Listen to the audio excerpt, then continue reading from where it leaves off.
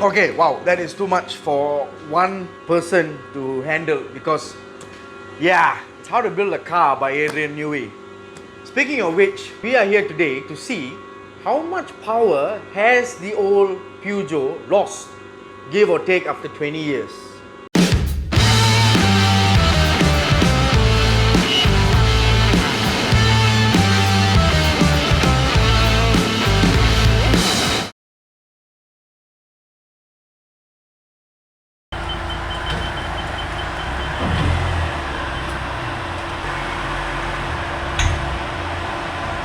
So what we're actually doing right now is getting the car hooked up, getting the car strapped up. Strapped up, you can see these two. So they're going to prevent the car from slingshotting in front at high torque. And in case Mr. Mastermind there puts it into reverse, there is another strap at the back holding it towards the front. So after it's all strapped up, it's safe, get it up to oil temperature, nice and optimum, then we're going to go for it.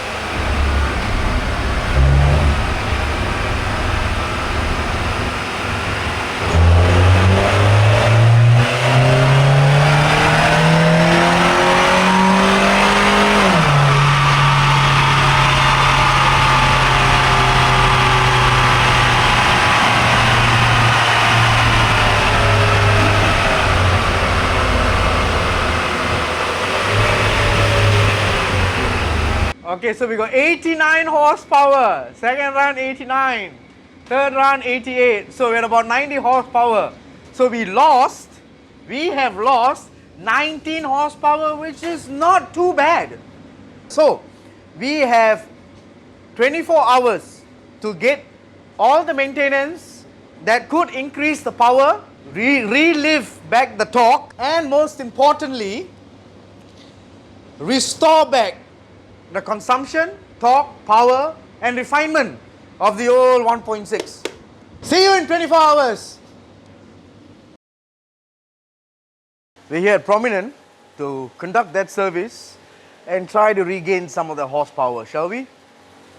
Alright, so here we are with all the parts we need to get back horsepower, torque, and consumption. So first on the list is, we don't need an oil flush because the mileage is quite low, there's not enough sludge in the system to be considered bad enough to use flush. So, we're going to drain the oil, followed by a new oil filter, fuel filter, Euro plugs. We got 4 of them. And yes, the magic grounding cable, which does a shit ton of difference. 10W40 BHP for efficient driving. For slightly older cars, and 1040 doesn't get enough sludge because there's sludge control. And one thing I've always wanted to show you guys, what me and Mo acquired over about a month ago, is this. This is donkey years old. I have no idea how old this is, but it's a Series 500. It's an oil additive. You want to know how old it is? I'll show you how old it is. Check out the engine picture there. Can you tell me what engine that is? That is a 8-barrel carbureted V8. Let's see whether this is actually some good stuff or it's good that they stopped making it. Shall we? Alright, so we have just removed the plugs from the pug. So these are the new ones, okay? Gapping is just right. It's brand new and it's platinum. So this is, I think this is Bosch. So this is Bosch 3 head. So if you look at it, it's 3 plus 1 at the top. So wear and tear is roughly good. Don't look to have any carbon. It's not running too lean. This looks pretty perfect. So maintenance, maintenance, maintenance. Do not wait for your plug to die, but catch it at the right time.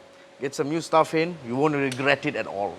We are finally going to put in this 20-year-old blast from the past down under. Yeah, it's Australian and it's 20 years old. Let's give it a pop. Oof. And now let's open it. Ooh. Alright, pegang ah.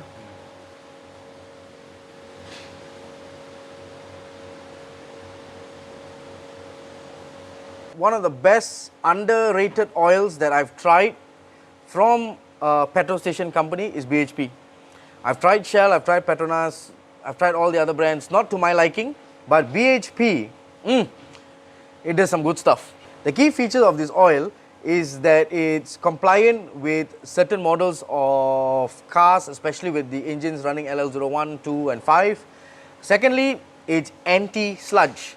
So even if you run it for an additional 2-3,000 km, it will not accumulate sludge and you would not have to use an engine flush afterwards.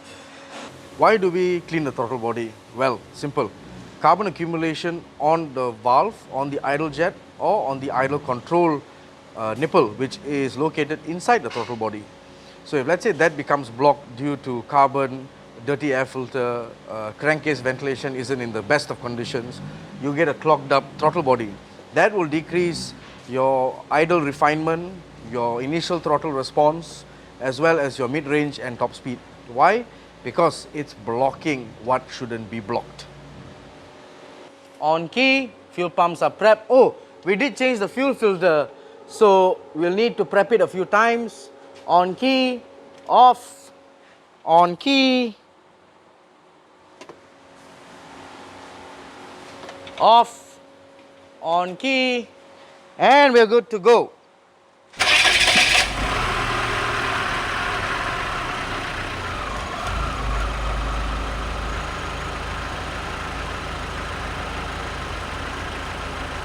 So, first impressions while I write the service sticker. It is quieter, it seems more composed, it doesn't seem like it's about to throw a rod nor a cam. So that's good. So yeah, let's get in for a test drive, go to the dyno, and yeah, that's the proof in the pudding, isn't it? The dyno. So let's go.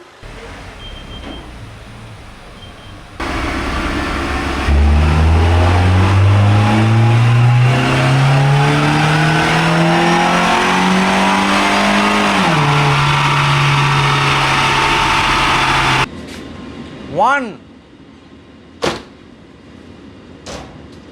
So after all that work, all that maintenance, we have 1 more horsepower.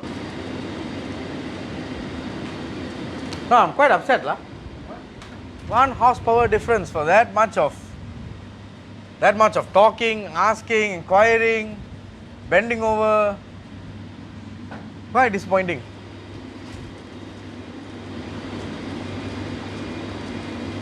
Saya tahu, tapi dia kena tunjuk minimum 100. Minimum. Mileage pun 93 saja. Bukan 193. 93 saja. Piston ring semua cantik, conrod bearing semua cantik. Hai. Hai.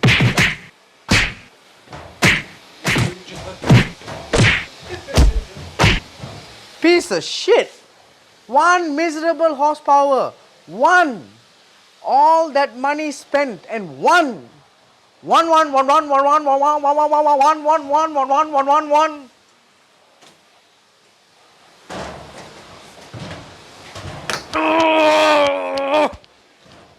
We done all this. Now let's just buy a new car. Bye. So, the main summary for this entire test is to see whether horsepower and torque improved with just basic maintenance.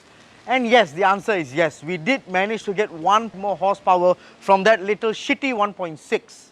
So, torque, yes, it went up another 2 more. But the main culprit today, the main cluster shitbox is the transmission. Because power gets routed from the engine to the transmission to the wheels. So the transmission is laughing at my ass now saying, you're not going to get all the power from me. So, next thing is, we throw out the gearbox, put in Koenigsegg's dark matter gearbox, and probably will make 1,000,000 horsepower on wheel. Alright, so until next time, like, share, subscribe, we'll see you soon. So, we want to give a special thanks to Powerhouse Racing, who accommodated us and this tiny little black chick bots. Next, we want to thank Prominent Tyre for commencing all the work needed for this car, and our biggest sponsor of all, Citroen and Peugeot spare parts from Euromotive Auto Parts. Yes, these guys have you covered.